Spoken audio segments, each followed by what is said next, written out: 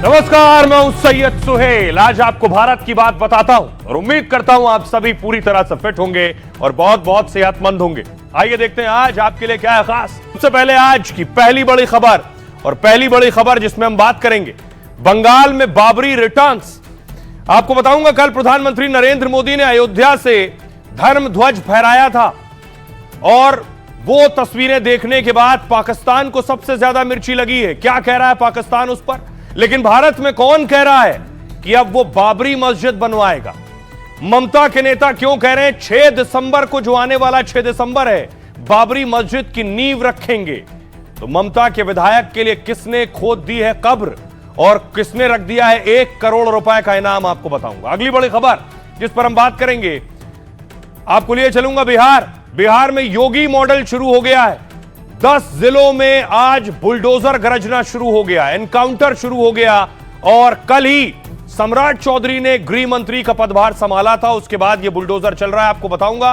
साथ ही इतना ही नहीं, एक तरफ बुलडोजर चल रहा है, दूसरी तरफ लालू प्रसाद यादव, राबड़ी देवी, तेज प्रताप को घर खाली करने का नोटिस भी दे दिया गया है। इन्हें घर खाली करना होगा। क्या वजह है, क्यों घर खाली करना पड़ेगा, आपको बताऊंगा।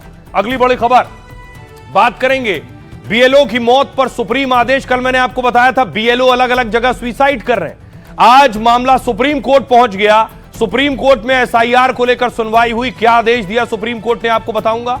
आज कहां कहां बीएलओ ने आत्महत्या की है और यह भी बताऊंगा कहां बीएलओ को पिकनिक और 5 स्टार होटल का इनाम भी दिया जा रहा है। साथ ही साथ 10,000 रुपए का इनाम का कैश भी दिया जा रहा है, यह भी आपको बताऊंगा। और बीएलओ फर्जीवाड़ा भी कर रहे हैं बीएलओ के नाम पर, उससे भी सावधान रहने की जरूरत है, उस पर भी बात करेंगे। अगली बड़ी खबर बताएंगे इमरान खान को लेकर बहुत बड़ी खबर आ रही है। क्या इमरान खान जिंदा है या मुर्दा? इमरान खान जेल में है, लेकिन दावा किया जा रहा है कि जेल में इमरान खान की हत्या कर दी गई है। उनकी बहन बाहर प्रदर्शन कर रही है, हिरासत में ले ली गई पहले, और अब खबर यह मिल रही है उनकी बहन को छोड़ दिया गया। लेकिन इमरान खान की मौत का सच क्या है, यह आपको बताऊंगा। अगली बड़ी खबर और आखिर में बात करेंगे शर्मनाक हार की। भारतीय टीम साउथ अफ्रीका से 400 से ज्यादा रनों से हार गई है, जिसके बाद गौतम गंभीर जो कोच हैं वो टारगेट पर हैं। गौतम गंभीर पर क्या आरोप लग रहे हैं बताएंगे आपको। इन तमाम खबरों पर करेंगे बात। आइए शुरुआत करने जा रहा हूं आज की पहली बड़ी खबर के साथ, और पहली बड़ी खबर है बंगाल में बाबरी रिटर्न्स।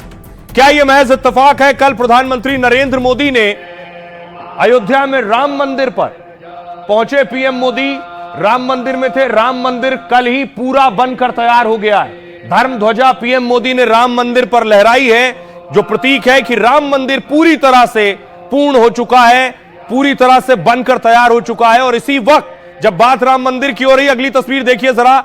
ममता बनर्जी के विधायक कह रहे हैं कि वो बाबरी मस्जिद बनवाएंगे, और बाबरी मस्जिद पश्चिम बंगाल में 6 दिसंबर को इसके लिए नींव रखी जाएगी। क्या यह महज चढ़ाने के लिए है? क्योंकि बाबरी मस्जिद बनाए जाने के पोस्टर लग गए। तस्वीर आप देख रहे हैं, यह पोस्टर पश्चिम बंगाल में लगे हुए हैं कि 6 दिसंबर को बाबरी मस्जिद की नींव रखी जाएगी।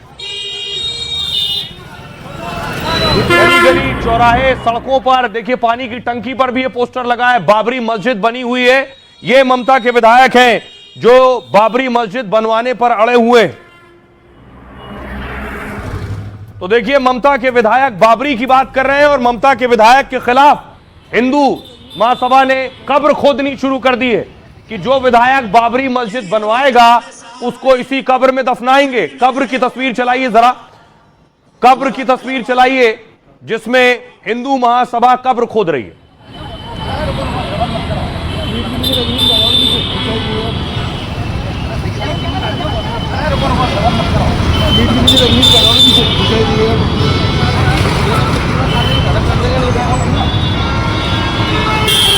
ये तस्वीर आप देख रहे हैं, हुमायूं कबीर ममता के विधायक का नाम है। हिंदू महासभा ने देखिए कब्र खोदी है फावड़े से, और न सिर्फ कब्र खोदी है बल्कि कफन साथ लाए थे, कफन भी बिछा दिया है कि जो बाबरी बनाएगा उसे यहीं दफनाया जाएगा।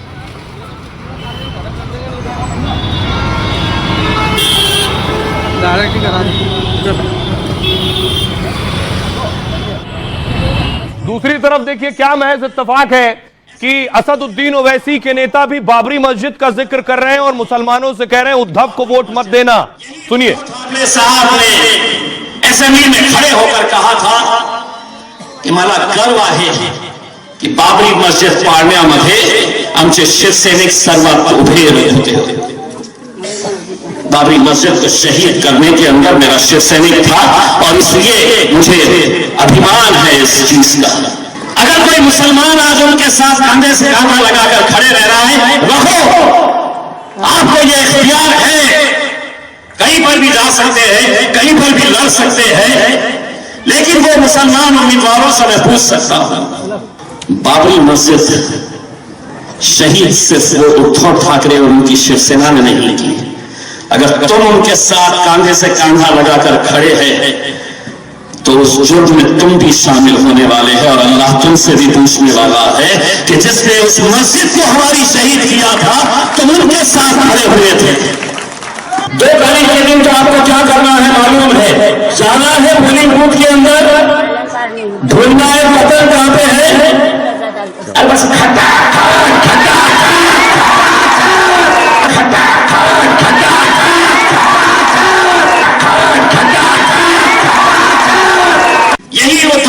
साहब ने। ओवैसी के नेता कह रहे हैं कि उद्धव ठाकरे और उनके कार्यकर्ता बाबरी विध्वंस में शामिल थे, इसलिए उन्हें वोट नहीं देना है, उनके खिलाफ वोट करना है। दूसरी तरफ देखिए, पाकिस्तान को मिर्ची लगी है। कल प्रधानमंत्री नरेंद्र मोदी अयोध्या के राम मंदिर में पहुंचे थे, वहां धर्म ध्वजा फहराया तो पाकिस्तान को भी मिर्ची लगी। इस पर पाकिस्तान ने भी सवाल उठाए।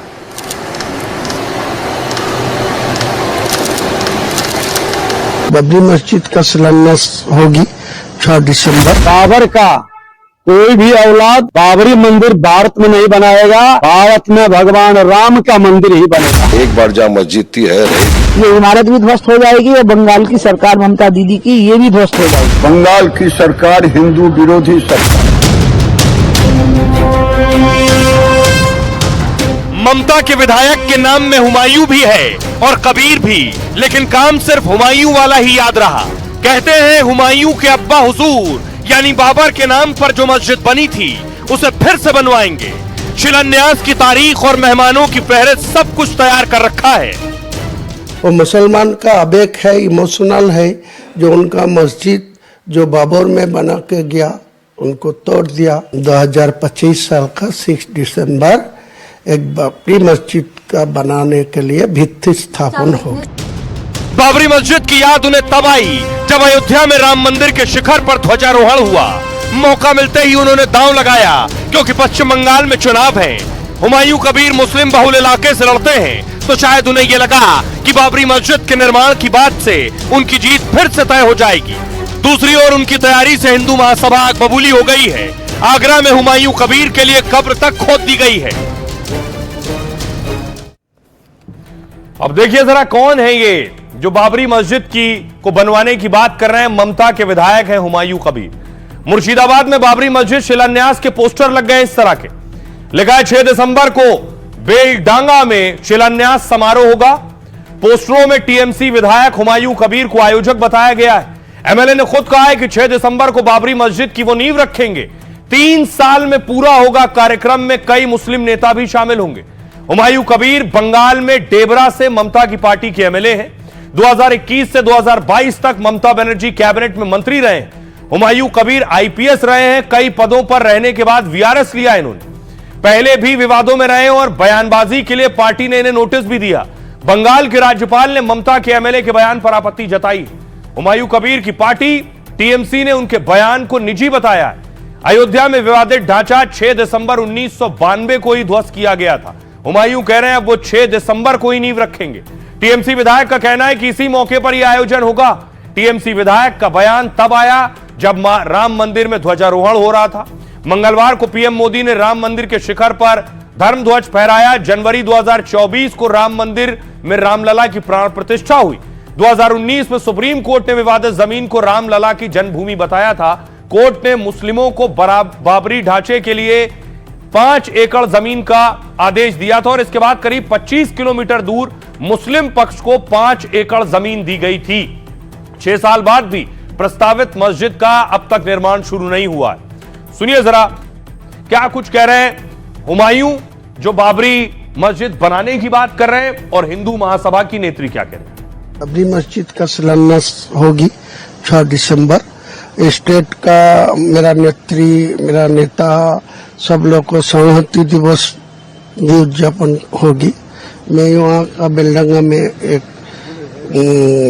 बाबरी मस्जिद 3 साल के लिए काम चलेगी, इसीलिए उनका भित्ति स्थापन होगी। तो वो 6 दिसंबर की नींव भरवाने की बात कर रहे हैं कि मैं 6 दिसंबर को नींव भरवाएंगे बाबरी मस्जिद की।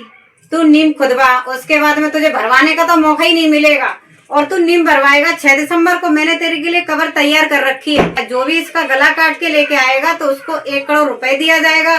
उसके साथ साथ में मैं अपने सोने के कंगन भी चार दूंगी। जो इसे आगरा में मैंने कबर खुदवा दी, जो 7 दिसंबर को इसको लेके आ जाएगा उसी को मैं सोने के कंगन भी दूंगी, क्योंकि मैंने कबर तैयार कर रखी है इसके लिए। जे वहां पे नींव भरवाएगा और मैं 7 दिसंबर को इसको दफनवा दूंगी, क्योंकि इसे जहन्नम में जाने का बड़ा शौक होता है, तो इसके अल्लाह मियाँ को प्यारा कर दूंगी। जय श्री राम। अब देखिए जरा, बाबरी मस्जिद बनाने की बात कर रहे हैं, इस पर सियासत भी हो रही है, घमासान भी हो रहा है। पश्चिम बंगाल में चुनाव है और उससे पहले अब देखिए कैसे बवाल हो रहा है। उमा भारती ने कहा इस्लाम के नाम पर मस्जिद बने हम सम्मान करेंगे, लेकिन बाबर के नाम से बनी इमारत का वही हाल होगा जो 6 दिसंबर को अयोध्या में हुआ था। ईंटें भी गायब हो गई थी। गिरिराज सिंह ने कहा ममता घुसपैठियों को खुश करने के लिए कुछ भी कर रही है। बाबरी मस्जिद को बनाने का टीएमसी का दावा दुर्भाग्यपूर्ण है। बाबर औरंगजेब के वंशजों को भारत में रहने का अधिकार नहीं है। हुसैन दलवाई कांग्रेस नेता कह रहे हैं मस्जिद का निर्माण ठीक है, लेकिन बाबरी मस्जिद क्यों? जो विवाद खत्म हो चुका है उसे फिर शुरू किया जा रहा है। हमारा रिश्ता बाबर के साथ नहीं है बल्कि शिवाजी के साथ है। राज्यपाल कह रहे हैं पश्चिम बंगाल के किसी भी समाज में हिंसा भड़काने की इजाजत नहीं होगी। यह मुद्दा सुप्रीम कोर्ट ने हमेशा के लिए खत्म कर दिया है। यह सुप्रीम कोर्ट की अवमानना है और देश के लोकतंत्र का अपमान है। सुनिए जरा क्या कुछ कह रहे हैं इस पर सियासतदान। मुझे तो लगता है अगर ममता बनर्जी ने समझदारी दिखाई तो शुरुआत ही नहीं हो पाएगी, क्योंकि यह ममता बनर्जी की इस बात का वारंट इशू हो गया है कि अब इनकी सरकार बहुत बुरी तरह से ध्वस्त होगी। के विधायकों ने जो चैलेंज किया है बाबरी मस्जिद बनाएंगे, ये देश के लिए दुर्भाग्य है। अगर जो अपने को बाबर का औलाद कहेगा, औरंगजेब का औलाद कहेगा, उसे भारत में रहने का कोई अधिकार नहीं। और अगर हमारी सरकार बंगाल में बनेगी, ऐसे अधूरे मस्जिद अधूरे ही रह जाए। ये मस्जिद और मंदिर पर राजनीति बहुत हो गई है और जो लोग ये सब करते हैं ये सबको पता है कि ये किस लिए किया जाता है। ये देश की खूबसूरती है। हिंदू मुस्लिम सिख ईसाई हम सब हैं भाई भाई। इस देश के अंदर अब कोई भी भविष्य में कोई भी ऐसे बाबरी और बाबर के नाम पर किसी प्रकार का कोई मंदिर नहीं बनेगा। बाबरी मस्जिद 6 दिसंबर हमारे लिए तो काला दिन था, जिस दिन हमारी बाबरी मस्जिद को धोखे से शहीद कर दिया। Black day in the democracy of the country हम उसको बोलते हैं। और मेरा आज भी ये मानना है और हमेशा मानना रहेगा कि एक बार जहाँ मस्जिद थी है रहेगी। बाबर ऐसा बाबर हो के गया राजा। मेरा और बाबर का क्या संबंध है? मेरा अगर संबंध किससे है तो शिवाजी महाराज से है, क्योंकि मेरे पुरखों को उन्होंने बड़ा सम्मान दिया। बाबर ने कहा दिया हमें सम्मान। बाबरी को दुनिया भारत भूल चुका है। कहीं ना कहीं दोबारा से बाबर को जिंदा करके देश के माहौल को खराब करने की कोई साजिश है, जो कि बिल्कुल बगल में है बांग्लादेश। तो कहीं ना कहीं ये मुझे बांग्लादेश की बू आ रही है, जांच का विषय है। बाबरी मस्जिद के नाम से जो अयोध्या में थी उसका खात्मा हो गया। अब नए सिरे से तृणमूल कांग्रेस के नेता उसको जिंदा करना चाहते हैं, उस नाम से मुर्शिदाबाद में बनाना चाहते हैं। तो उनको किसने रोका है? बनाएं, खूब बनाएं। अब देखिए जरा ममता के जो विधायक हैं, ये तस्वीर देख रहे हैं, इनका नाम है हुमायूं और बड़ा दिलचस्प है। हुमायूं चाहते हैं बाबर वाली बाबरी बनाना और बाबर की औलाद का नाम भी हुमायूं था, लेकिन हुमायूं क्रूरता का दूसरा नाम भी था बाबर। बाबर मध्य एशिया का राजकुमार था। भारत पर कई बार आक्रमण किए उसने। पिता की ओर से वो तैमूर और माता की ओर से चंगेज खां का वंशज था। उसने 1526 में इब्राहिम लोदी को हराया, मुगल साम्राज्य की नींव रखी। बाबर ने अपनी आत्मकथा तुजू के बाबरी में अपने क्रूरता के कई किस्से लिखे हैं। अपने पहले आक्रमण में बाजौर के 3000 से भी ज्यादा लोगों की हत्या की। कहते हैं युद्ध में उसने लोगों के सिर काटकर खोपड़ियों के टावर बनवा दिए थे। पानीपत के युद्ध में बाबर ने हजारों लोगों की हत्या की, जमकर लूटपाट किया। उसके रास्ते में बूढ़े, बच्चे, औरतें, जो कोई आया उन्हें वो काटता रहा और वो हर हाल में अपने साथ ज्यादा से ज्यादा धन लूट कर ले जाना चाहता था। उसने पुरुषों को बंदी बनाया और महिलाओं को अपने सैनिकों को सौंप दिया था। बाबर ने मुसलमानों की हमदर्दी पाने के लिए कई हिंदू मंदिरों को नष्ट किया। उस दौर में बाबर के आदेश से मीर बाकी ने राम जन्मभूमि मंदिर को नष्ट कर मस्जिद बनवाई। राम मंदिर तोड़ते वक्त 10,000 से ज्यादा हिंदू उसकी रक्षा में शहीद हुए। उसके एक अधिकारी ने संभल में मंदिर गिराकर मस्जिद का निर्माण भी करवाया। सुनिए जरा, हमने लोगों से पूछा, आज के दौर में कोई शख्स, कोई नेता, कोई प्रतिनिधि बाबर जो क्रूरता का प्रतीक है उसकी मस्जिद बनवाना चाहता है, लोग क्या कह रहे हैं? बाबरी मस्जिद नाम दे रहा है, नाम से क्या जाएगा आएगा। मस्जिद बना रहा है, कोई गलत चीज नहीं बना रहा है। क्या है, अच्छी बात बोला है उसने। जब राम मंदिर बन सकता है अयोध्या में, तो बंगाल में बाबरी मस्जिद बनने में क्या प्रॉब्लम है? बाबरी मस्जिद नाम क्यों देना चाहता है? वो मस्जिद करिए, मस्जिद तो उनका धर्म का है, लेकिन हमको लगता है कि ये थोड़ा राजनीतिक हो गया। जिनिस बना रही है, सही कर रही है, अपन धर्मों का जिनिस बना रही है ना, दूसरा का तो कोई जिनिस नहीं बना रही है ना। तो सोच समझ के बोलना चाहिए। ये बात कहाँ की बात है? ये सेंट्रल सरकार की चीजें, न्यायालय जो उचित न्यायालय जो फैसला दिए तो सही फैसला दिए। चुनाव मुद्दा के लिए कुछ भी। लेकिन बाबरी मस्जिद है एक हुआ था, लेकिन पश्चिम बंगाल में बना रही है, लेकिन हम लोग बहुत खुश है। और बोलने से नहीं होता है, आपको बनाना है तो बनाइए। लोकतंत्र में सबको अधिकार है अपनी बात रखने का। उसको वो अच्छा लगा होगा इसलिए उसने बोला होगा। अब देखिए, सिर्फ इतना ही नहीं बल्कि पाकिस्तान को भी मिर्ची लग रही है। ये तस्वीर आप देख रहे हैं, ये तस्वीर पाकिस्तान में भी देखी जा रही थी कि प्रधानमंत्री नरेंद्र मोदी अयोध्या के राम मंदिर पहुंचे। पीएम मोदी ने वहां धर्म ध्वज फहराया है। ये शहबाज शरीफ और असीम मुनीर भी देख रहे थे और उन्हें यह तस्वीर अच्छी नहीं लग रही थी।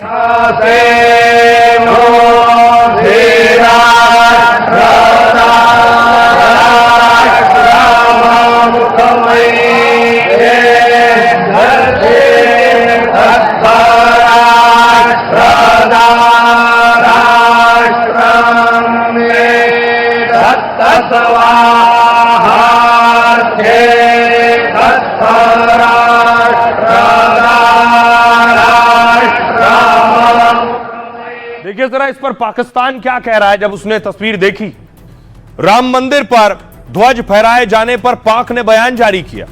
ध्वजारोहण को अल्पसंख्यकों के लिए चिंताजनक संकेत बताया है। पाक ने आरोप लगाया कि मुस्लिमों को निशाना बनाया जा रहा है। पाक के विदेश मंत्रालय की ओर से संयुक्त राष्ट्र से अपील की गई। बयान में राम मंदिर पर सुप्रीम कोर्ट के फैसले पर सवाल खड़े किए गए। पाक ने कहा, भारत में मुस्लिमों के अधिकारों की रक्षा की जाए। बयान में मुस्लिमों की धार्मिक स्वतंत्रता के उल्लंघन का आरोप लगाया। पाकिस्तान ने दूसरी मस्जिदों के भी खतरे में होने के आरोप लगाए। साथ ही वैश्विक संस्थाओं से भी अपील की है कि वो इस मुद्दे पर ध्यान दें। भारत ने पाकिस्तान की टिप्पणी पर सख्त नाराजगी जाहिर की और पाकिस्तान को अपने मानवाधिकार रिकॉर्ड पर ध्यान देने की सलाह दी है। विदेश मंत्रालय ने कहा, हम उनकी टिप्पणी को अस्वीकार करते हैं। पाकिस्तान के पास दूसरों को उपदेश देने का कोई नैतिक अधिकार नहीं है। वो अपने देश में अल्पसंख्यकों की जो हालत है उस पर बात करें। सुनिए जरा क्या कह रहे हैं विदेश मंत्रालय के प्रवक्ता। हमने रिपोर्ट किए गए बयानों को देखा है और उन्हें उसी अवमानना साथ खारिज करते हैं जिसके वो हकदार हैं। एक ऐसे देश के तौर पर जिसका अपने अल्पसंख्यकों के दमन, कट्टरता और व्यवस्थित बुरे बर्ताव का गहरा दागदार रिकॉर्ड है, पाकिस्तान के पास दूसरे को लेक्चर देना यानी उपदेश देना का कोई नैतिक अधिकार नहीं है। खोखले उपदेश देने के बजाय या पाखंडी उपदेश देने के बजाय पाकिस्तान के लिए बेहतर हुआ कि वो अपने अंदर झांके और अपनी जो उनके मानवाधिकार का जो रिकॉर्ड है, खराब रिकॉर्ड है, उस पर ध्यान दें। तो विदेश मंत्रालय ने पाकिस्तान को आईना दिखाया है। खबरों में आगे बढ़ते हैं। आज की एक और बड़ी खबर, अब बिहार में योगी मॉडल। सम्राट चौधरी, पिछले दिनों मैंने आपको बताया था कि सम्राट चौधरी गृह मंत्री हो गए। गृह मंत्री होने के बाद सम्राट चौधरी ने सबसे पहले हरिहर मंदिर गए। वो तस्वीर मैं आपको दिखाऊं, अगली तस्वीर देखिए जरा। सम्राट चौधरी हरिहर मंदिर गए और योगी आदित्यनाथ थे अयोध्या में राम मंदिर में।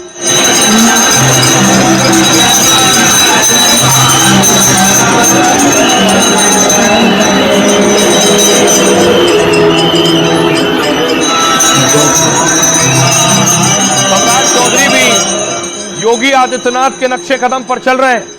सम्राट चौधरी का पहला दिन था गृह मंत्रालय संभालने का, लेकिन सबसे पहले पहुंचे वो पुलिस हेडक्वार्टर, पुलिस लाइन पहुंचे, जहां उन्हें सलामी दी गई।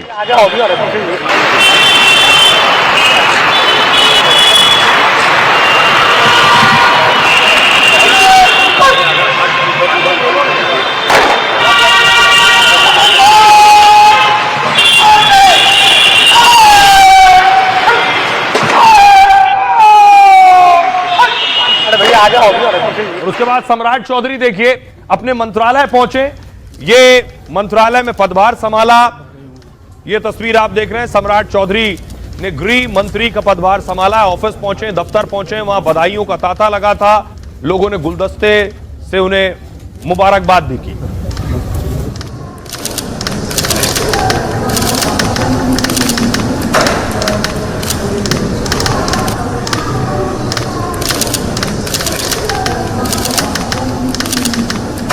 अब देखिए जरा, होम मिनिस्टर बनते ही क्या हुआ। ये यूपी का एनकाउंटर है, शातिर लुटेरे का एनकाउंटर हुआ है बुलंदशहर में। यही बिहार में हो रहा है।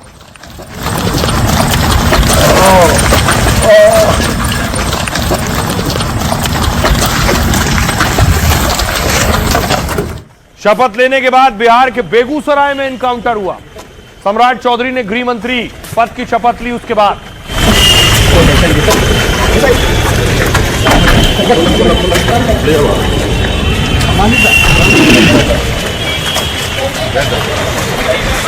दूसरी तरफ देखिए जरा, उत्तर प्रदेश के बलिया में एनकाउंटर हुआ।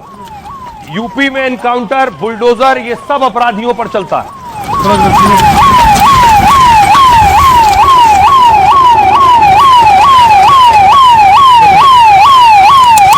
आरोपी आप देख रहे हैं, रेप के आरोपी का एनकाउंटर हुआ है।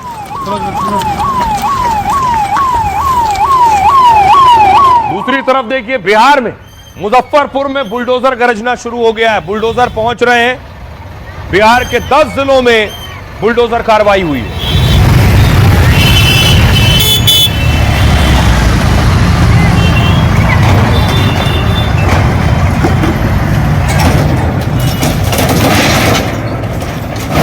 जितने भी अवैध अतिक्रमण थे,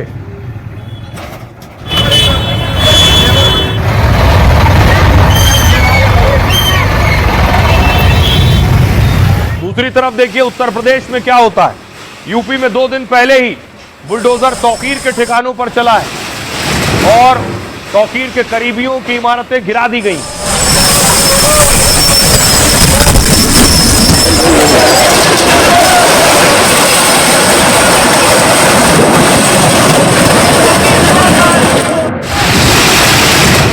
और ऐसा ही देखिए बिहार में हो रहा है। बिहार के आरा की तस्वीर देखिए। आरा में बुलडोजर पहुंचा तो लोगों ने हंगामा करना शुरू कर दिया।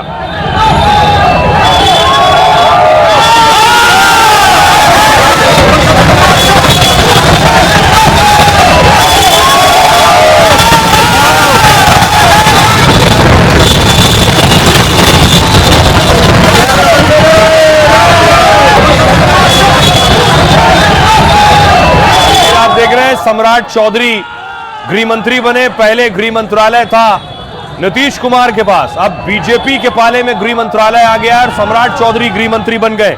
अगली तस्वीर देखिए जरा, पटना की तस्वीर मैं आपको दिखा रहा हूं। पटना में भी जहां जहां अवैध कब्जा था, देखिए वहां बुलडोजर चल रहा है।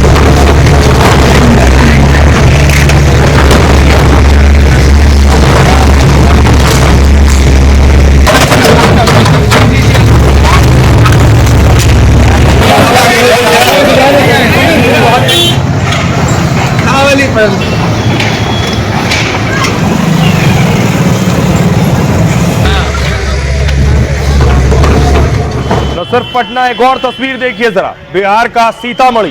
सीतामढ़ी में भी जितना अवैध अतिक्रमण है, बुलडोजर सुबह होते ही पहुंच गया और चारों तरफ जिन्होंने अपनी दुकान से आगे बढ़ा रखा है उन सब पर बुलडोजर चला।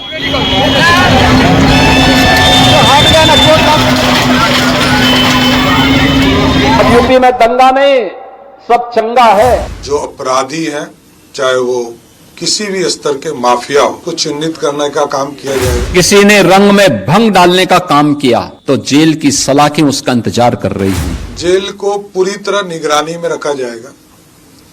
जेल में मोबाइल कैसे जाता है, इसकी पूरी समीक्षा की जाएगी। ये बुलडोजर है ना, ये यूपी के अंदर माफिया को चाप चाप करके हाँपने के लिए मजबूर कर दिया है। भाई दंगा करोगे तो खानदानी पूरी प्रॉपर्टी भी जाएगी, कहीं भीख भी नहीं मिलेगी। लगभग 400 लोगों को आइडेंटिफाई किया है, संपत्ति को जब्त करने का काम। कि अगर बेटी की सुरक्षा के साथ खिलवाड़ किया तो तय मानिए कि अगले चौराहे पर यमराज टिकट काटने के लिए खड़ा हो। रोमियो घूम नहीं सके, कोई हमारी बहनों को छेड़ ना सके, इसके लिए विशेष फोर्स लगाने का काम किया।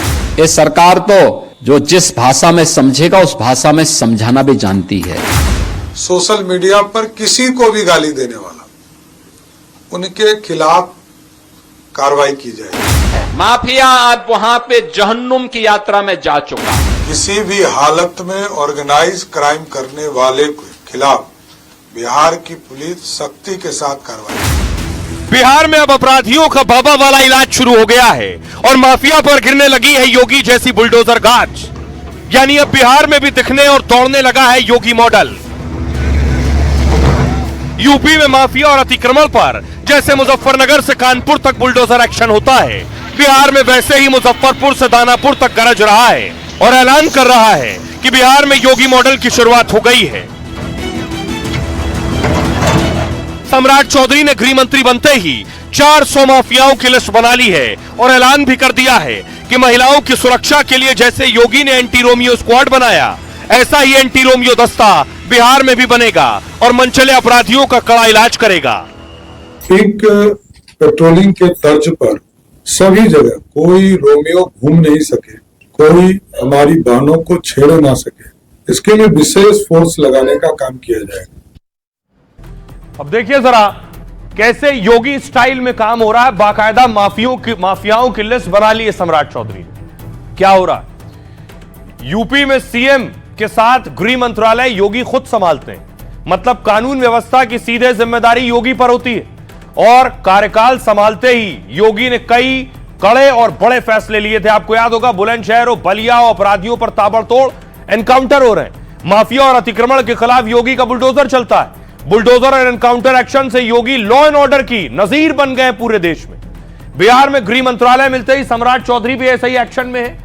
यूपी की तरह बिहार पुलिस भी एक्शन मोड में नजर आ रही है। बाहुबलियों के गढ़ बेगूसराय में 2 बदमाशों का एनकाउंटर हुआ। सम्राट चौधरी ने ऐलान कर दिया अपराधियों का ऐसा ही इलाज करेंगे, इसलिए या तो अपराधी सुधर जाएं या फिर बिहार से बाहर चले जाएं। जैसे योगी ने कहा था, या तो सुधर जाओ या यूपी छोड़ दो। योगी वाला बुलडोजर एक्शन भी बिहार में काफी तेज हो गया है। आरा में शीश महल चौक से दुर्गा मंदिर तक अतिक्रमण पर बुलडोजर चला है। मुजफ्फरपुर में सड़क पर किए दर्जनों अवैध कब्जे बुलडोजर से हटा दिए गए।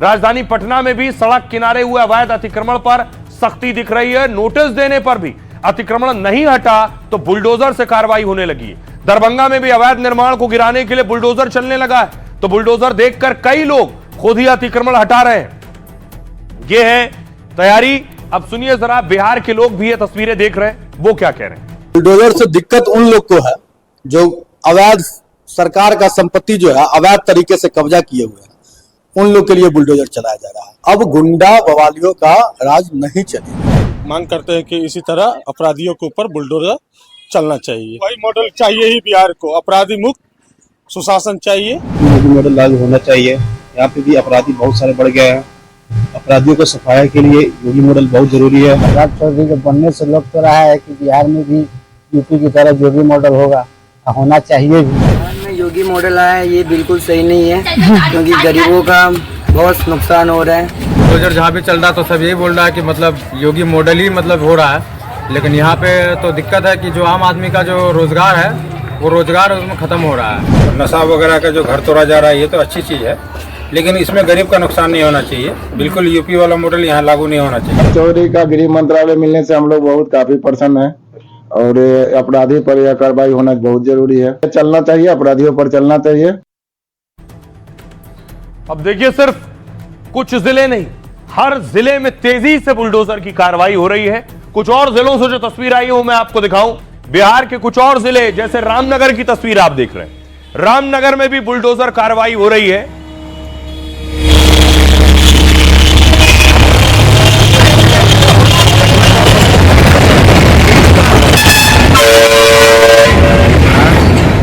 रामनगर के अलावा देखिए जरा अगली तस्वीर, ये आप देख रहे हैं बिहार के भोजपुर में भी बुलडोजर गरज रहा है।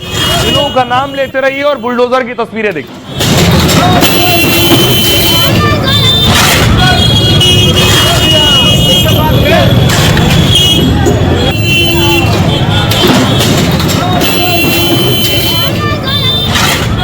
अगला देखिए, दरभंगा लिए चलता हूं आपको। दरभंगा से भी ऐसी तस्वीरें सामने आई हैं, वहां भी पीला पंजा पहुंच गया।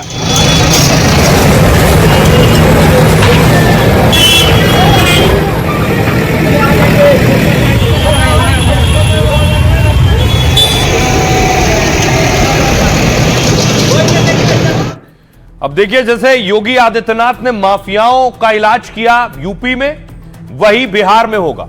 अपराध का नेटवर्क तोड़ने के लिए कड़ी कार्रवाई शुरू हो चुकी है। बालू, शराब, जमीन से जुड़े 400 माफियाओं की लिस्ट तैयार है बिहार में। कोर्ट का आदेश मिलते ही इनकी अवैध संपत्तियां जब्त की जाएंगी। जो बिहार के माफिया हैं, 2 माफिया की संपत्ति जब्ती की अनुमति कोर्ट से मिल चुकी है। कोर्ट के आदेश के मुताबिक अपराधियों के घरों पर बुलडोजर भी चलेंगे। अपराध करके करोड़ों की संपत्ति खड़ी करने वालों को बिहार में बख्शा नहीं जाएगा। अपराधियों का तेजी से बिहार में ट्रायल होगा और उनकी सजा सुनिश्चित की जाएगी। बिहार में कानून का राज और सुशासन को और मजबूत किया जाएगा। पटना में बुलडोजर अभियान के लिए कैलेंडर मॉडल लागू हो गया है। मतलब अतिक्रमण हटाने के लिए बाकायदा एक कैलेंडर बनाया जाएगा। अवैध निर्माण को चिन्हित कर नोटिस दिया जाएगा और फिर कार्रवाई होगी। मतलब शहर में 1-2 बार नहीं, अवैध निर्माण पर लगातार बुलडोजर गरजेगा। एडीएम, डीएसपी समेत 100 से ज्यादा पुलिस अधिकारी और कर्मचारी व्यवस्था देखेंगे। इसके साथ ही महिला अपराध पर भी कड़ी कार्रवाई होगी। महिलाओं और छात्राओं की सुरक्षा सम्राट चौधरी की प्राथमिकता है। यूपी मॉडल की तरह बिहार में एंटी रोमियो स्क्वाड तैयार किया जाएगा। हर स्कूल कॉलेज की छुट्टी के वक्त आसपास पिंक पुलिस तैनात रहेगी और किसी भी तरह की छेड़खानी और सीधे और कड़ी कार्रवाई होगी इस पर। अगर बिहार में किसी युवती, छात्रा या महिला से छेड़खानी हुई, आरोपी तो गिरफ्तार होगा ही, लापरवाही पुलिस पर भी होगी अगर एक्शन नहीं लिया। 2017 में सीएम बनते ही योगी ने एंटी रोमियो स्क्वाड बनाया था। 8 साल में यूपी में करीब 1.5 करोड़ आरोपियों को चेतावनी दी गई है और एंटी रोमियो दस्ते ने करीब 32,000 मंचलों पर एक्शन लिया है। यह हुई है कार्रवाई। सुनिए जरा सम्राट चौधरी क्या कुछ कह रहे हैं, कितने माफियाओं की लिस्ट तैयार है। माफिया को आइडेंटिफाई करने का काम सरकार करेगी और जिन लोगों को भी माफिया आइडेंटिफाई होगा, वैसे लगभग 400 लोगों को आइडेंटिफाई किया है। सरकार ने न्यायालय में इसके लिए आवेदन दिया है। 2 की सहमति मिल चुकी है और आगे सहमति मिलेगी तो सबके संपत्ति को जब्त करने का काम। पिंक पेट्रोलिंग के तर्ज पर सभी जगह कोई रोमियो घूम नहीं सके, कोई हमारी बहनों को छेड़ ना सके, बच्चियों को नहीं छेड़ सके। इसके लिए विशेष फोर्स लगाने का काम किया जाएगा और सभी के छुट्टी पर, जब स्कूल कॉलेज में छुट्टी होगी तो विशेष तौर पर अभियान चलाकर वहां पर पुलिस फोर्स पर्याप्त उपलब्ध कराए जाएंगे और कोई छेड़खानी नहीं हो सके, इसकी चिंता की जाएगी। तो सम्राट चौधरी डिप्टी सीएम थे, है डिप्टी सीएम, गृह मंत्रालय भी उनके पास है। सम्राट चौधरी ने कैसे सरकार में हो या पार्टी में हो खुद को मजबूत किया है और गृह मंत्रालय का पद सम्राट संभाल रहे हैं। सम्राट की ताकत क्या है उनके बारे में आपको बताऊं और कौन कौन सी पार्टी में पहले रह चुके हैं वो। दरअसल सम्राट बिहार के सबसे चर्चित और फायर ब्रांड नेताओं में से एक है। गृह मंत्री अमित शाह ने तो कह दिया था उनको बड़ी जिम्मेदारी देने जा रहे हैं चुनाव के वक्त ही।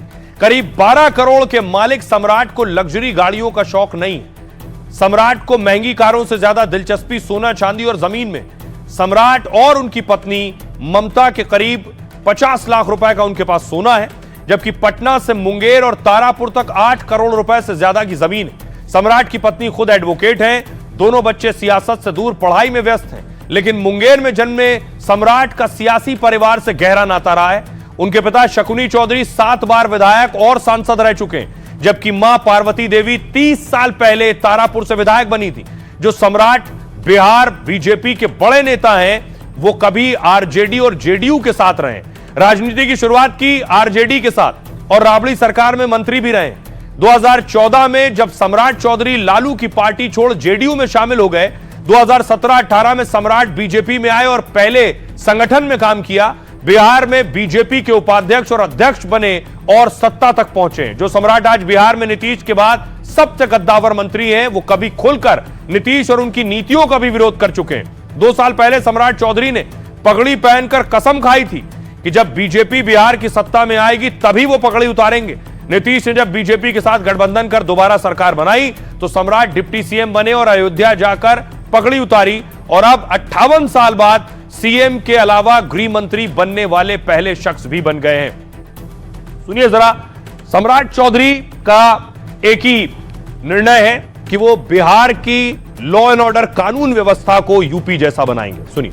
लगातार नीतीश कुमार जी ने सुशासन दिया है, अपराध समाप्त नहीं हुए, अपराध पर कार्रवाई हो रही है और नीतीश जी ने सुशासन दिया। बार बार कह रहे हैं कि ऑर्गेनाइज क्राइम को खत्म किया है, आपराधिक घटना हो रही है, चिंता का विषय है और आगे उसको भी ठीक करना है। इस पर सरकार पहल। एक तरफ देखिए बुलडोजर एक्शन हो रहा है, एनकाउंटर हो रहा है, लेकिन दूसरी तरफ खबर यह भी है कि अब लालू यादव को भी अपना घर छोड़ना पड़ेगा। यानी लालू एंड फैमिली पर कार्रवाई हो रही है, और क्यों हो रही है भी आपको बताऊंगा। ये जो आप घर देख रहे हैं लालू यादव का आवास है। लालू यादव और राबड़ी देवी इस घर में सालों से रह रहे थे, लेकिन अब यह आवास छोड़ना पड़ेगा। घर खाली करने का नोटिस दिया जा चुका है लालू एंड फैमिली को। इसके अलावा न सिर्फ लालू, अगली तस्वीर देखिए, तेज प्रताप यादव को यह घर अलॉट है। तेज प्रताप को भी घर खाली करना होगा, यह घर छोड़कर जाना होगा। अब देखिए जरा कि आखिर क्यों घर खाली करना पड़ रहा है, इसके पीछे तेजस्वी क्यों कारण बने। आपको बताऊं, 20 साल से राबड़ी का सरकारी आवास 10 सर्कुलर रोड पटना था, लेकिन भवन निर्माण विभाग ने इसे खाली करने का नोटिस दे दिया। राबड़ी को अब पटना का 39 हार्डिंग रोड वाला घर आवंटित किया गया। मतलब पूर्व सीएम राबड़ी देवी को पुराना आवास खाली करना होगा। राबड़ी के घर छीनने की एक बड़ी वजह तेजस्वी की जिद मानी जाती है। दरअसल 2017 में एनडीए सरकार बनी तो तेजस्वी को डिप्टी सीएम पद छोड़ना पड़ा, तो उन्हें सरकारी आवास 5 देश रत्न मार्ग खाली करने का नोटिस दिया गया। तेजस्वी इस बंगले में काफी खर्च कर चुके थे और वो बंगला छोड़ना नहीं चाहते थे, इसलिए उन्होंने फैसले को चुनौती दे दी। हाईकोर्ट में याचिका दायर की। हाईकोर्ट ने तेजस्वी की याचिका खारिज करते हुए एक और बड़ा फैसला दिया कि जितने भी पूर्व सीएम डिप्टी सीएम है, आजीवन बंगला सुरक्षा जैसी कोई सुविधा नहीं दी जाएगी, और उस फैसले का पालन हो रहा है। अदालत के इसी आदेश का असर राबड़ी के नोटिस के रूप में है। अगर तेजस्वी में कोर्ट में ना गए होते तेजस्वी, तो पूर्व सीएम के नाते राबड़ी यहीं रहती। लालू के दूसरे बेटे तेज प्रताप को भी आवास खाली करने का नोटिस मिला है। तेज प्रताप अभी पटना के 26M स्टैंड रोड पर रहते हैं। तेज प्रताप इस बार महुआ सीट से चुनाव हार चुके हैं। विधायक न रहने पर उनको यह आवास अब खाली करना होगा, कोई और विकल्प नहीं है। सुनिए जरा क्या कुछ कह रहे हैं इस पर हमारे सहयोगी की रिपोर्ट देखिए। अब इन्हें जहां शिफ्ट होना है राबड़ी और तेज प्रताप को, नए घर से उनकी रिपोर्ट।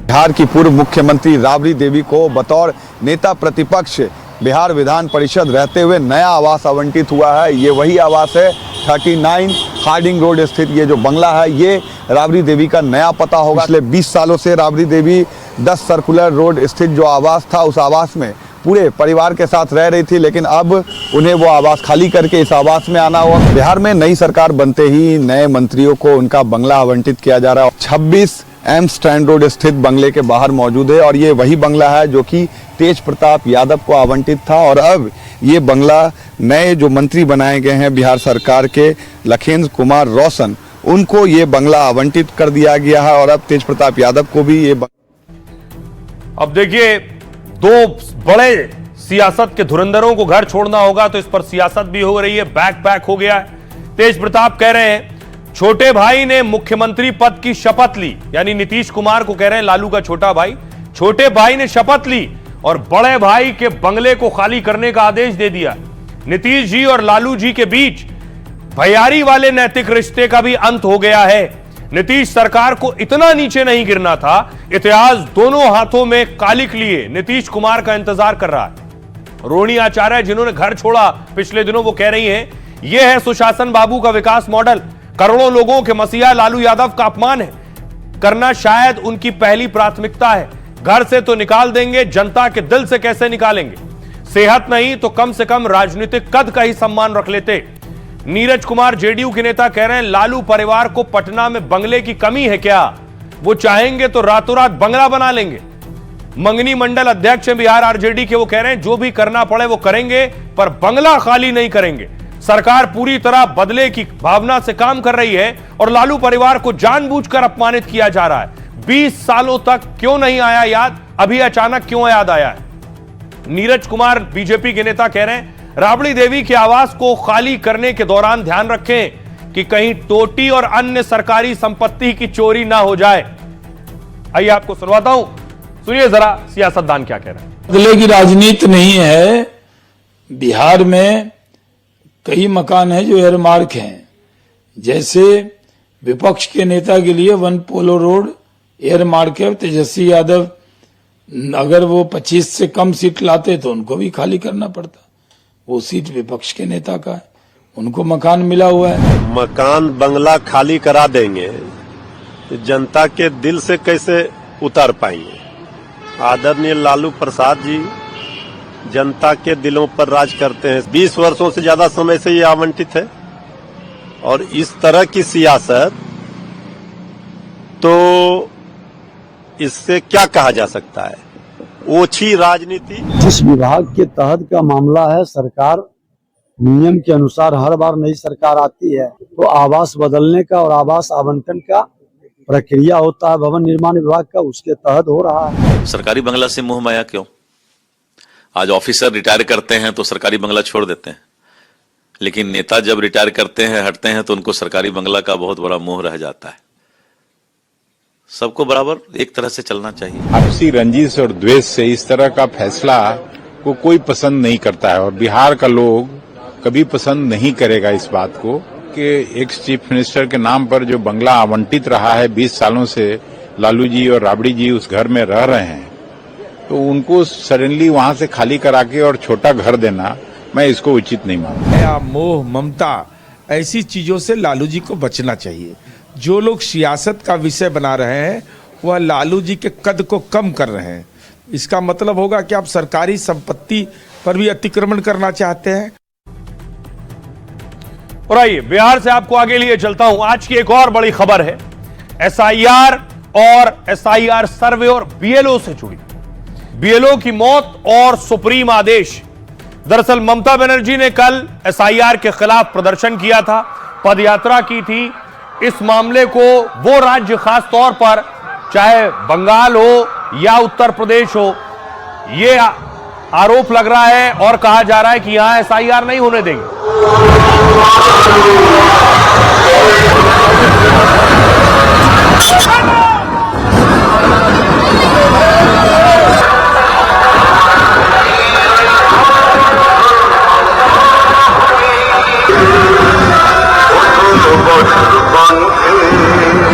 अब आपको बताऊं कि कैसे इससे पहले बीएलओ भी सड़कों पर उतरे, बीएलओज ने भी प्रोटेस्ट किया है। वो तस्वीर मैं आपको दिखाऊं कि कैसे बीएलओ सड़कों पर उतरकर प्रदर्शन कर रहे हैं। ये बंगाल में बूथ लेवल ऑफिसर ने भी प्रोटेस्ट किया है, वो भी सड़कों पर है। ये मामला अब सुप्रीम कोर्ट तक पहुंच गया है। आज सुप्रीम कोर्ट में इस मामले पर सुनवाई हुई। सुप्रीम कोर्ट में इस मामले में कपिल सिब्बल ने क्या कुछ दलीलें दी हैं, आइए आपको बताता हूं कि आखिर क्या हुआ आज सुप्रीम कोर्ट में। दरअसल आज सुप्रीम कोर्ट में दो हिस्सों में एसआईआर पर सुनवाई हुई। पहले बंगाल, केरल, तमिलनाडु में एसआईआर पर चर्चा हुई। इसमें बंगाल की ममता सरकार ने सुप्रीम कोर्ट में दावा किया कहा बंगाल में एसआईआर करते करते 23 बीएलओ की मौत हो गई, जिस पर सुप्रीम कोर्ट ने चुनाव आयोग से 1 दिसंबर तक जवाब मांगा। लेकिन चुनाव आयोग ने सुप्रीम कोर्ट में दावा किया कुछ राजनीतिक दल अनावश्यक डर पैदा कर रहे हैं। वकील प्रशांत भूषण बोले एसआईआर जल्दबाजी में किया जा रहा है। फिर दूसरी बार सुनवाई में एसआईआर का माहौल गर्मा गया। कोर्ट रूम में जज और वकील कपिल सिब्बल में तीखी बहस हुई। दरअसल बेंच और सिब्बल में आधार कार्ड पर नोकझोंक हुई। आधार निवास का प्रमाण है, फिर नागरिक को संदिग्ध मानना ठीक नहीं। तो जस्टिस बागची बोले आधार नागरिकता का प्रमाण नहीं है। सिब्बल बोले आयोग किसी पोस्ट ऑफिस की तरह इसे स्वीकार करे। जस्टिस बागची ने नकारते हुए कहा आयोग पोस्ट ऑफिस नहीं है। इलेक्शन कमीशन को दस्तावेजों की जांच करने का संवैधानिक अधिकार है। सिब्बल साहब ने कहा बीएलओ को नागरिकता जांचने का हक नहीं है। इस दौरान जस्टिस बागची और सिब्बल में बहस और बढ़ गई। कपिल सिब्बल ने एसआईआर को हड़बड़ी में और बहिष्कार करने वाला बताया, जिस पर सीजीआई ने हस्तक्षेप करते हुए कहा पहले कभी नहीं हुआ। यह वाला तर्क किसी प्रक्रिया की संवैधानिक वैधता को नहीं गिराता है। सुनिए जरा, यह हुआ सुप्रीम कोर्ट में। सुनिए ममता बनर्जी क्या कहते। रिमांड में जो बता दिया हमारे पास पूरा रिकॉर्ड है। एफआईआर जो हुआ है हमारे पास पूरा रिकॉर्ड है। हर केस में हमारे पास पूरा रिकॉर्ड है। जो सुसाइड किया है, जो ट्रॉमा में मर गया है, जो बहुत सारे आदमी अभी भी सुसाइड कर रहा है। हम तो नहीं चाहते हैं ना, जिंदगी सबसे दामी होता है, कीमत होता है। क्या जरूरत था इतना जल्दी इसको ऐसा करना? अगर हर खुश बैठिया है तो बीजेपी क्या साधु है, संत है? सबको अधिकार छीन लेता है और बीजेपी को बोलता है जेल में डाल देगा। बीएलओ को बोलता है जेल में डाल देंगे, आपको नकड़ी खा लेंगे। आपका नकड़ी कितना दिन रहेगा, पहले आप बचाओ। लोकतंत्र रहेगा लेकिन आप लोग नहीं रहेगा। आपने सुना ममता बनर्जी को, वो क्या कह रही थी। लेकिन इस बीच हो क्या रहा है, एक तस्वीर में आपको दिखाऊं। अमित मालवीय यानी बीजेपी चुनाव आयोग से मिलने पहुंची। शिकायत करने के लिए चुनाव आयोग में बीजेपी नेता मिले और बंगाल में जो हो रहा है उस पर शिकायत की है।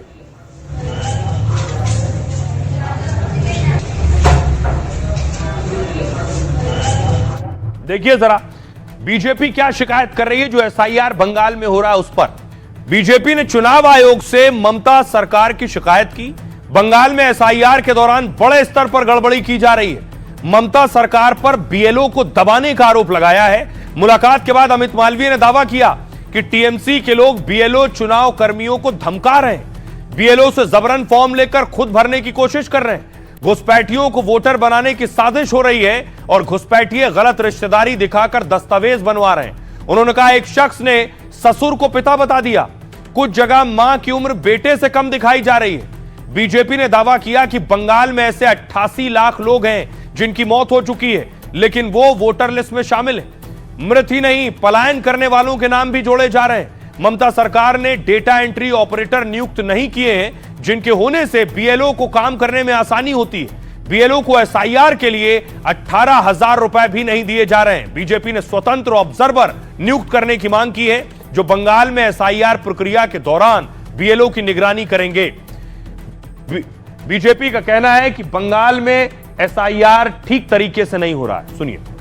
एक घुसपैठिए ने अपने ही ससुर को अपना पिता बता दिया। हमने ऐसे उदाहरण भी दिए हैं जहां पर मां की उम्र बेटे से कम है। टीएमसी की सरकार और उनके कार्यकर्ता इस प्रकार की धांधली में बीएलओ पर प्रेशर डाल रहे हैं, उन पर जोर डाल रहे हैं कि वो ऐसे लोगों को भी रजिस्टर करें। हमारा इलेक्शन कमीशन से ये आग्रह था, एआई और डेटा मैनेजमेंट के माध्यम से इस प्रकार की सारी अनियमितताओं को आइडेंटिफाई करें, इंडिपेंडेंट ऑब्जर्वर्स नियुक्त करें, जो जिले के स्तर पर वोटर रोल बनाने की काम को ओवरसी करें। अब देखिए जरा दूसरी तस्वीर भी इसकी ये है कि बीएलओ सुसाइड कर रहे हैं। ये तस्वीर आप देख रहे हैं। मृतक बीएलओ विपिन यादव नाम है इनका। ये भी बूथ लेवल ऑफिसर थे, घर घर जाकर जानकारी जुटा रहे थे, लिस्ट बना रहे थे। अगली तस्वीर देखिए जरा, विपिन के परिवार की तस्वीरें मैं आपको दिखा रहा हूं। परिवार का रो रो कर बुरा हाल है। विपिन ने आत्महत्या की।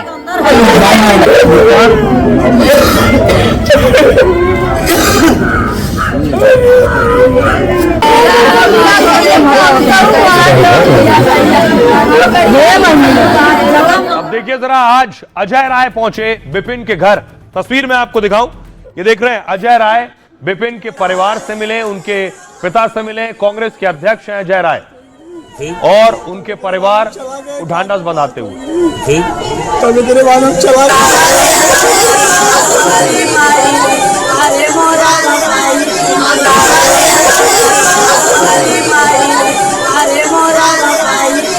बात हुई तभी तेरे बाद हम चला गए, बात हुई तभी तेरे बाद हम चला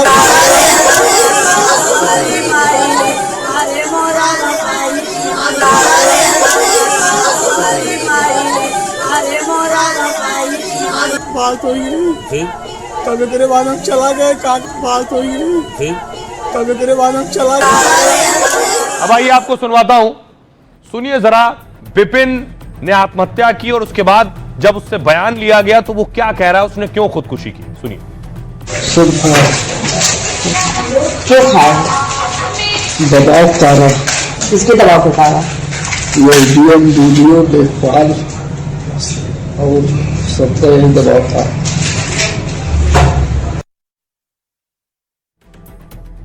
तो आपने सुना विपिन क्या कह रहा था। अगली तस्वीर में आपको दिखाऊं, फतेहपुर की तस्वीर आई। फतेहपुर में क्या हुआ, तस्वीर देखिए जरा। फतेहपुर में सुधीर कुमार की सगाई की तस्वीर आप देख रहे हैं। ये भी बीएलओ थे, इनकी सगाई हुई थी। सगाई के बाद अगली तस्वीर देखिए, शादी के कार्ड भी छप गए।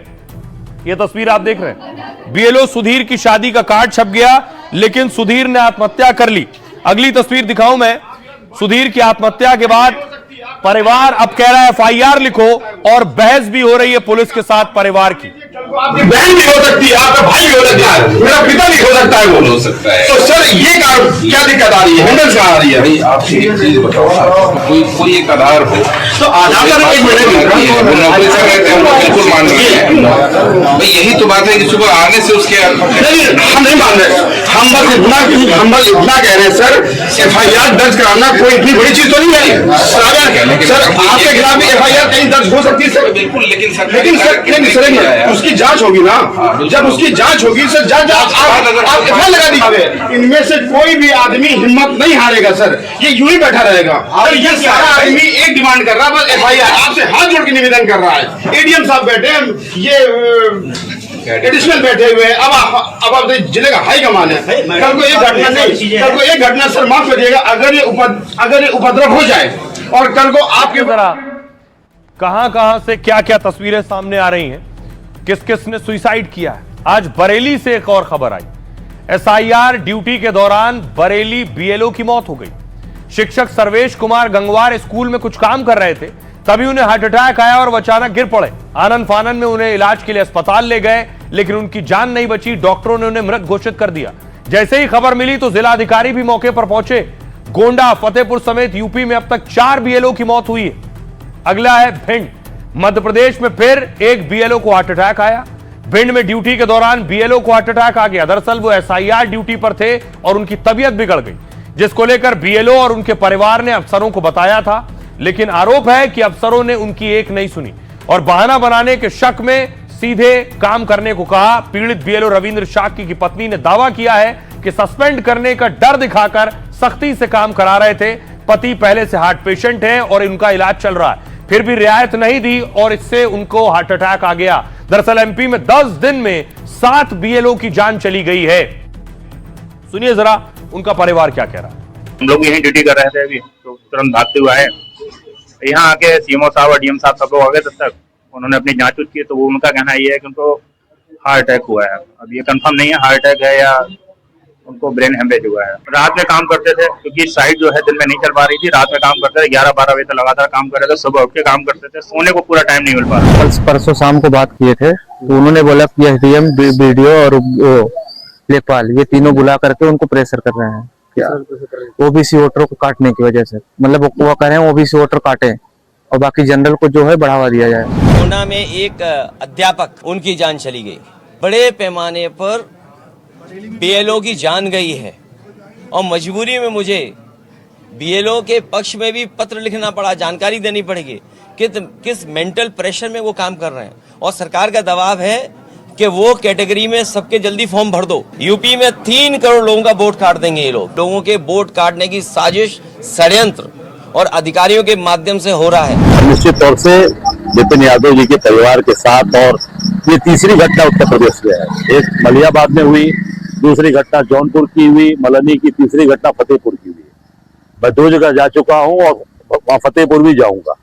ये पूरी तरीके से भाजपा के लोगों का दबाव है कि भाजपा के जो विरोधी वोट है उनका वोट काटा जाए। और आइए खबरों में आगे बढ़ते हैं। आज की एक और बड़ी खबर है जो पड़ोसी मुल्क पाकिस्तान से आई। इमरान खान जिंदा है या फिर नहीं। खबर आई पाकिस्तान से, इमरान खान पाकिस्तान की जेल में बंद है। लंबे वक्त से जेल में बंद है इमरान खान भ्रष्टाचार के मामले में। लेकिन एक पोस्ट आया ministry of foreign affairs Balochistan, यानी बलूचिस्तान के विदेश मंत्रालय ने ट्वीट किया और कहा कि इमरान खान की हत्या की जा चुकी है जेल में, लेकिन जो तस्वीर साझा की वो 2013 की तस्वीर साझा की गई। इसके बाद बवाल शुरू हुआ। देखिए जरा, जेल के बाहर इमरान खान के समर्थक बैठ गए और प्रदर्शन करने लगे।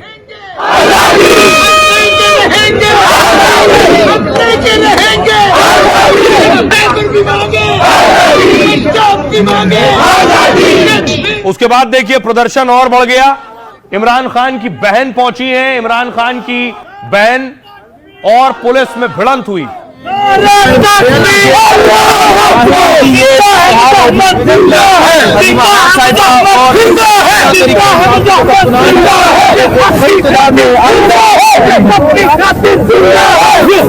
उसके बाद देखिए जरा, इमरान खान की बहन को डिटेन कर लिया गया, हिरासत में ले लिया गया। वो सड़क पर ही बैठ गई थी, उन्हें इमरान खान से मिलने नहीं दिया जा रहा 3 हफ्ते से। आज तक हम हिरासत में बैठे रहे हैं। मैं आपको बता रही हूँ सारों को, हम बर्दाश्त हमने है इनका असूल फॉलो किया। आज उन्होंने मेरी बहन। अब देखिए जरा, इमरान खान पर यह दावा कौन कर रहा है कि वो जिंदा नहीं है। इमरान खान पिछले 3 हफ्तों से जेल में किसी से नहीं मिले। वो इस वक्त कहां हैं, उनकी बहनों को भी इस बारे में पता नहीं है। इसी बीच आज अफगानिस्तान टाइम्स ने खबर छापी है। सूत्रों के हवाले से कहा गया कि जेल में इमरान की हत्या कर दी गई। इसके बाद बलूचिस्तान के विदेश मंत्रालय ने भी पोस्ट किया और सोशल मीडिया पर रिपोर्ट्स के जरिए दावा किया कि असीम मुनीर और आईएसआई ने मिलकर उनकी हत्या कर दी है। दावा किया जा रहा है कि इमरान से कोई भी नहीं मिल पा रहा है। जेल में इमरान खान से डॉक्टर, वकील भी नहीं मिल पा रहे हैं। पिछले 7 साल में जेल में इमरान को किसी ने नहीं देखा। उन्होंने कहा जब तक इमरान खान से नहीं मिल लेते हैं, पीटीआई कार्यकर्ता रावलपिंडी की अदियाला जेल के बाहर हैं। मृत ही नहीं, पलायन करने वालों के भी नाम जोड़े जा रहे। तब तक अदियाला जेल के बाहर धरना प्रदर्शन जारी रहेगा। इस बीच यह भी दावा है कि उन्हें आइसोलेशन वार्ड में रखा गया है या फिर उन्हें किसी और जेल में शिफ्ट कर दिया गया है, लेकिन जेल प्रशासन ने पूरे मामले पर चुप्पी साध रखी है। आइए आपको सुनवाता हूं, सुनिए जरा इमरान खान की बहन क्या कह रही है। ने कहा था क्या इमरान खान को अडियाला में है या उनको कहीं शिफ्ट कर दिया। जब हमें इस किस्म हम इसकी अफवाहें सुनते हैं तो यकीनन हमें कंसर्न होता है कि ये किस किस्म की बात चल रही है कि इमरान खान को यहाँ से शिफ्ट ना कर दिया, क्योंकि उन्होंने एक जगह बनाई तो है कोई और। अब हमें कुछ नहीं पता। 3 हफ्ते से इमरान खान की कोई इतला नहीं है। कोई तो रिस्पॉन्सिबिलिटी बनती है कि हमें कोई इन्फॉर्मेशन नहीं देते हैं, चले मिलवाते नहीं है। पिछले हफ्ते किसी ने हमें आगे कहा कि तब तक नहीं आपको मिलवाएंगे जब तक आसिम मुनीर की नोटिफिकेशन नहीं हो जाती। अब देखिए जरा, इमरान खान जेल में, दावा किया जा रहा है कि असीम मुनीर मरवा सकते हैं इमरान को। पाकिस्तान में इस वक्त फील्ड मार्शल असीम मुनीर सबसे ताकतवर आदमी है। आरोप है कि मुनीर ने कई बार इमरान को मरवाने की कोशिश की। दरअसल असीम मुनीर और इमरान खान की अदावत और दुश्मनी पुरानी है। इमरान खान जब प्रधानमंत्री हुआ करते थे तब मुनीर को दरकिनार कर दिया था। 2019 में असीम मुनीर को आईएसआई के डीजी के पद से हटा दिया था क्योंकि मुनीर ने इमरान की पत्नी पर भ्रष्टाचार के आरोप लगाए थे। इसकी वजह से इमरान खान मुनीर से बेहद नाराज थे। इमरान खान ने कोशिश की थी कि मुनीर सेना प्रमुख ना बनने पाए। इसके लिए इमरान ने जनरल बाजवा का कार्यकाल बढ़ाने की पेशकश कर दी। हालांकि तब बाजवा और इमरान खान के रिश्ते ठीक नहीं थे और सेना में वरिष्ठ होने की वजह से मुनीर सेना प्रमुख बन गए। मुनीर के चीफ बनने के बाद इमरान खान को सेना का समर्थन नहीं मिला।